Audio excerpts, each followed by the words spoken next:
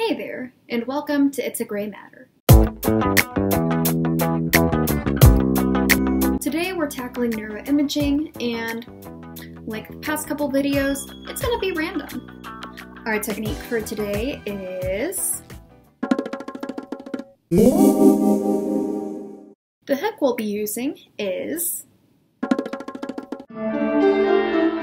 I need to make a quick call. Hello? Yeah, one question. So I pulled Crocs for my hook for today, and so I was wondering, does that refer to the shoe or the animal? Both. Okay, that's a twist. Alright, thanks. And our theme will be... Now that I've got my prompts, I'll get cracking, and I'll see you guys in a few minutes. What's up, Rockin' Crocs? As you can see, we got both types of Crocs. Today we're talking about diffusion-tensor-imaging. I'll introduce you to it with the mechanisms it uses. So we're going to start out by saying that it's a version of MRI that visualizes specifically white matter. So it does this by using the diffusion of water to track fiber pathways in the brain. Diffusion-tensor-imaging, or DTI, specifies how much water goes in one direction, which infers the location of tissues, specifically white matter. DTI contrasts white matter, otherwise known as axons, from cerebrospinal fluid. In cerebrospinal fluid, water flows in all directions. In white matter, though, water only moves along the tracks. The tight packing of myelin, a type of fat that surrounds axons, prevents water from moving in other directions in the brain's white matter. So what is the T in DTI?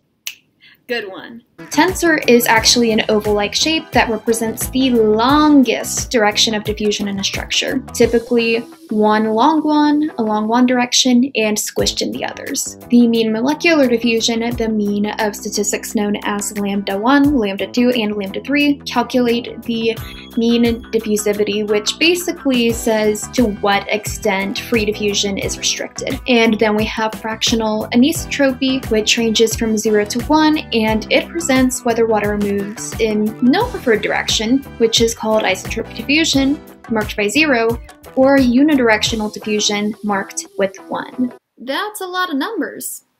And a lot of shoes. Next up, we have the current uses and goals. As of right now, researchers use DTI to measure cognitive correlates with white matter, such as IQ.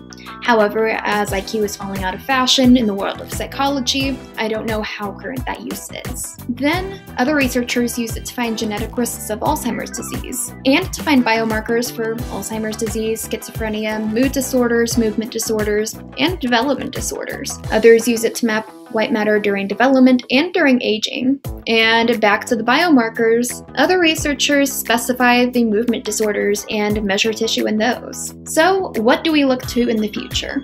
For our goals, researchers want to find preclinical biomarkers for psychiatric diseases, especially dementias such as Alzheimer's. They want to assess white matter changes during medical treatment, such as with medications, and they would like to analyze regions of interest or specific structures in the brain, such as the thalamus, the amygdala, any sort of tiny structures that are off on their own. So, what's good and what's bad? Why DTI? Why not DTI? Let's break down the pros first. First of all, it has a good scan-rescan reliability and produces reliable results. It's also adaptive to different scanners and softwares, meaning that it produces the same results even when different methods are used, adding to that reliability. And it has the potential for microanalysis, which is pretty much absent in current neuroimaging. However, we do have some cons. There are several differences in noise across softwares, which can pose a problem, and tensor data does not translate to region of interest brain models without further analysis or transforming that data first. And as of right now, DTI is not yet suitable for microanalysis. And there is a risk of false significance in studies. When it comes to the clinical setting, tensor does not capture all of the diffusion directions. there are directions that we may not know about. And DTI scans are long and uncomfortable at the moment. So, if you have a DTI scan scheduled, be sure to wear some Crocs. And finally, DTI statistics do not account for mixed fibers or excess fibers. If you have mixed fibers, you might be in a bit of a tangle. And that wraps up our presentation for today. These are my references, so if you have any further questions, feel free to give these articles a look. So that's the end of today's presentation. Thanks for tuning in, and I'll see you next time on It's a Gray Matter.